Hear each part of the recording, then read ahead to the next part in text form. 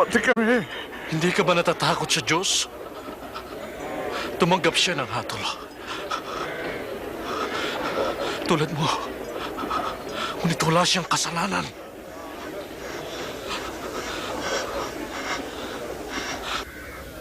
Alalahanin mo ko, Jesus, kapag ikaw ay nagkakari na. Ako. Ngayon din, isasama kita sa paraiso.